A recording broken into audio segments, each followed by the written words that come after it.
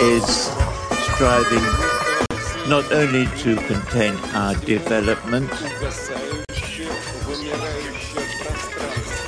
but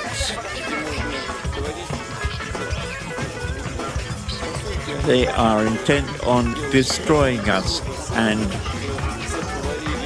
using our space for whatever their purposes are, including Ukraine. They are absolutely determined to introduce division amongst us and weaken us. And we have to ensure the determination of our people in the face of these threats.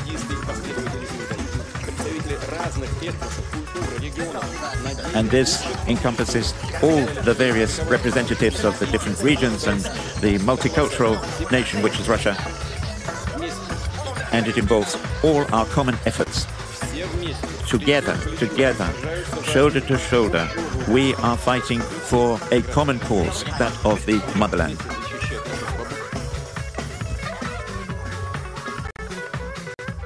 What do you make of Putin's threat to NATO countries about sending troops? I mean, it isn't necessarily on the cards that one, NATO would send troops into Ukraine, but this certainly is a warning he's made before. It is, and there's a bit of sabre rattling going on here, and there's always a danger that it's cry wolf, isn't it? The more times you do it. But this is the ample opportunity for President Putin to address Parliament. It's worth putting that in context. In 2 weeks' time, obviously, presidential elections are due, and perhaps inevitably, part of what he was talking about today was for a domestic audience, but part of it, very firmly, was for an international audience. And as you say, it follows President Macron of France that hinted that there might be the opportunity of putting boots on the ground, whether NATO or French, into Ukraine, and largely because they're running out of options with weapons support. So how do you do something to turn the dial? And of course, Putin absolutely took this opportunity to say, if NATO gets involved, there will be an escalation. But it's worth remembering, that over the last 2 years, Russia has consistently tried to deter the West from getting involved. When we provided anti-tank weapons at the start, it was an escalation, then it was tanks, then it was long-range missiles. Each time it might have delayed the West, but it didn't actually stop them. But it's also worth pointing out, also talk about bolstering the defence on the western border, because as you can see here, with Finland and Sweden recently joining, it's massively expanded the border between Russia and NATO, and therefore he's framing that as a heightened threat. And he also made the point that Russian forces are at readiness. And what he means by that is that don't mess with me, otherwise I'll press the button. So a message to the West, but also a message domestically, in terms of what he's thinking in terms of the war in Ukraine and the fact that it is an election year.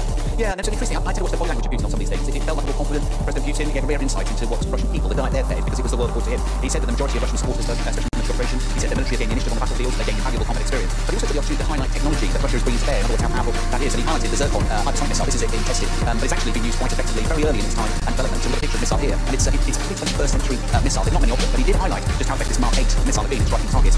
Now all this is part of trying to make Russia late to the game, i.e. it's not been battle, it's growing. Its economy actually grew last year by 3.6%. It actually outgrew America and the EU, and that was despite Western sanctions. Look, there are 16,500 Western sanctions in place. It's a phenomenal number, and he argued that a strong Russia was necessary for a strong global order. He blamed the US for trying to interfere, for trying to inflict a strategic defeat. But he also said that Russia was, of course, ready to talk for this.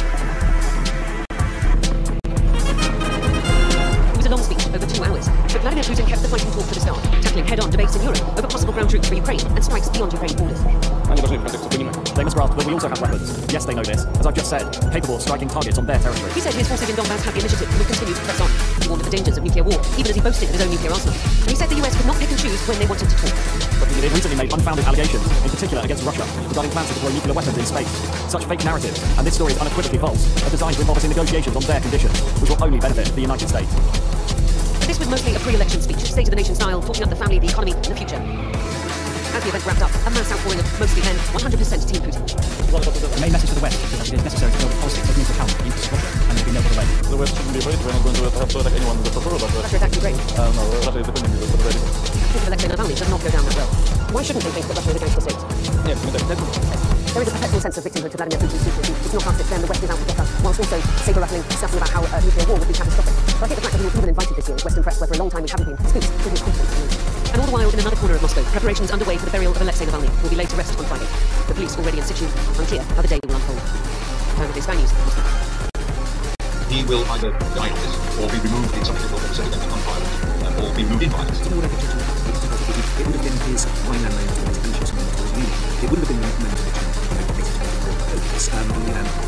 it would have been the moment that he would have rallied against Russia to a long road. Hello and welcome to Frontline for Times Radio with me, Kate Chabot. So, as we enter the third year in the war in Ukraine, we're drawing from the past and looking at what one of history's great wartime leaders, Sir Winston Churchill, often compared with President Zelensky, would do to defeat Vladimir Putin. Yeah, I don't worry that he would have to wrestle and settle in the end.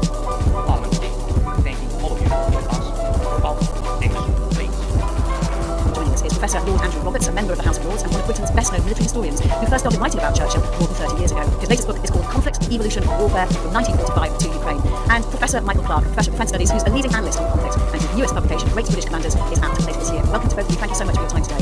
Many comparisons, as I said, have been made between President Zelensky and Winston Churchill as wartime leaders. Professor Lord Roberts, you have been studying Winston Churchill, as I said, for more than 3 decades. How far do those similarities go? I think they go relatively far, in fact, yes. I think that, of course, Zelensky's been described by Jonathan Freeman in the Guardian as Churchill with a knife. I think there's something to that. The way that he stayed in Kyiv at the beginning of the war was reminiscent of Churchill a bit. The way that he uses his rhetoric and oratory and his real connection with social media and his capacity to get the message out is something I think that Churchill would have been profoundly impressed with. His relationship, and I'm sure Michael will be very interested on this, with his generals. Actually, it strikes me, he makes it very clear that he is in charge, and that's something that Winston Churchill did, at least in the Second World War, in the First World War. But he has the two men do have similarities when you take into account, of course, the fact that they're 70 years between them. What do you think, Michael Clark, in terms of the relationship between President Zelensky and Jones compared to Churchill? Yeah, I mean, as Lorena said, the war thrusts the national leader into the spotlight. Churchill, I know, was exactly right. I mean, I think the key moment,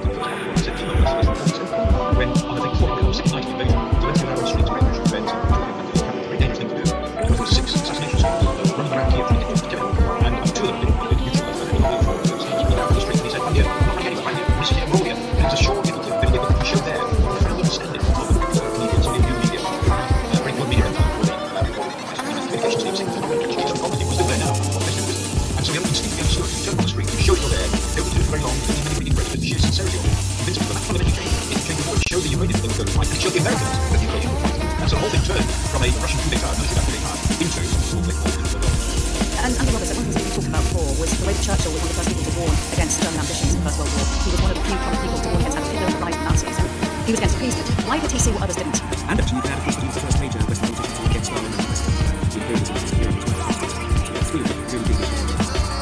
He had this extra view, an awful lot of other politicians which was that he was trying to see things like he had a sort of living system that was one of the other. He was a basic job because he'd seen what was happening, possibly because he was experiencing something such a new one with Senator Harder and with Nelson and with Roland Smythe, and of course they're very interesting. This was not the first time that they'd been under threat, and they put the benefit back into those teams. Because that sense of history, he had a sense of strategic focus. He was absolutely focused on the problem. And you say, I mean, you all about silence. Remember, you said when Germany attacked Russia, you say, I have a good word for the devil. He joined the Polish Hitler. It was absolute strategic imperative. The one of the most important things was to defeat the German threat. It was absolute security. That sense of national mobilization. Apart from many politicians who had that. They certainly had the First World War in the beginning. Didn't really get it halfway through the World War. You do get quite the same way.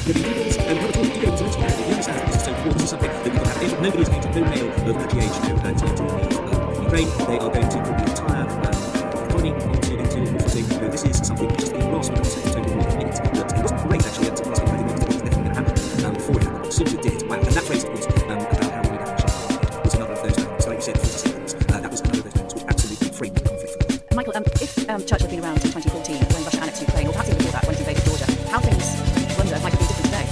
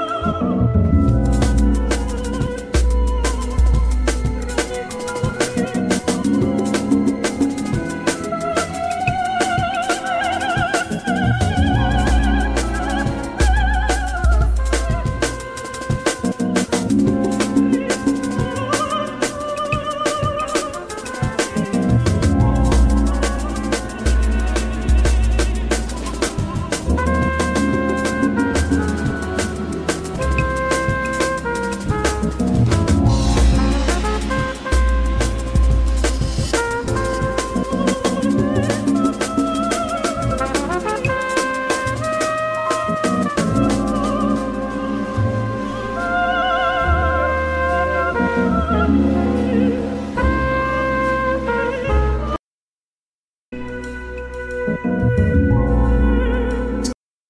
have the intention to work, and clearly if it is the best of those people, it is intended to be accepted and acted upon. And this is emphasized by the final lesson, intended to be taken as a way of life.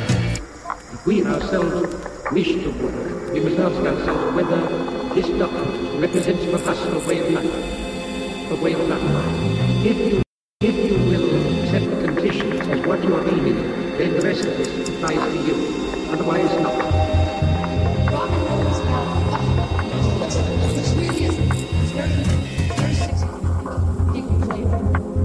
That is the possibility we should explore.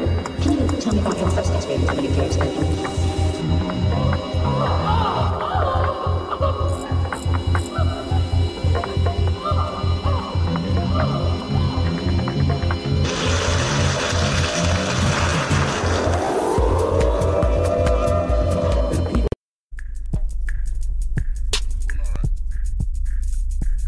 Well, all right.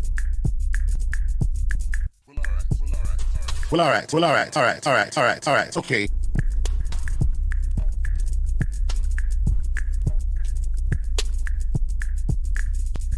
Well, all right. Okay. This next song is all about I leave from Jamaica and went to England till I died. I was in England for a long time, not doing anything for like 2 years. I've been going sideways. Decided to look and do some musical. So I went to the market one day and I met a friend called. So said we should do something in the studio. So I went to the studio and with some live musician and I was saying to the musician, I needed to play this track for this. It was a big problem with the band. Problem with the band. But they were saying that, oh, that's not reggae. It doesn't sound good. And I said, look, we're going to do this song. We better do it now.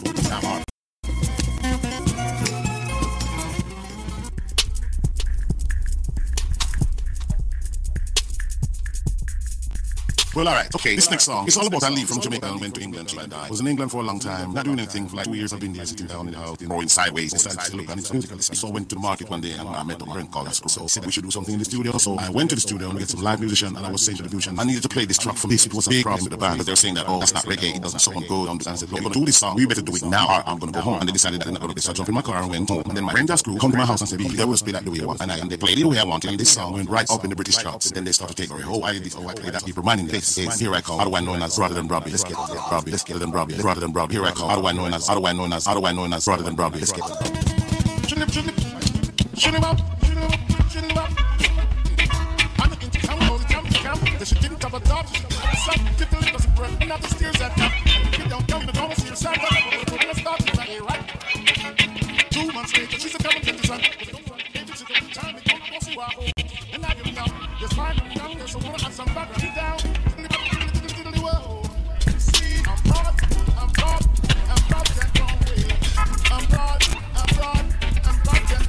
Well, all right.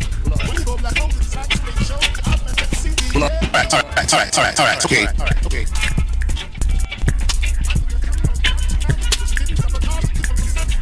Well, all right. Okay, this next song, it's all about I leave from Jamaica and went to England till I died. I was in England for a long time, not doing anything for like 2 years. I've been there sitting down in the house, going sideways. Decided to look and do some musical. So I went to the market one day and I met a friend called. So we should do something in the studio. So I went to the studio and with some live musician. I was saying to the musician, I needed to play this track for this. It was a big problem with the band. Problem with the band. But they were saying that, oh, that's not reggae. It doesn't sound good. And I said, look, we're going to do this song. We better do it now.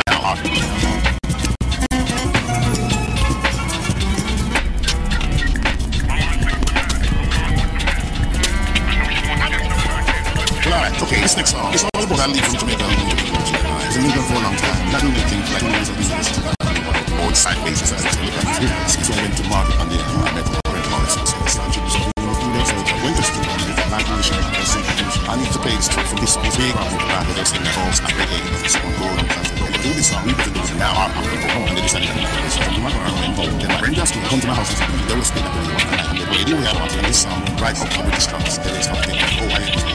Reminding they say, here I come, how do I know that's rather than Robbie? Let's get Robbie. Rather than Robbie. Here I come, how do I know that's rather than Robbie? Let's get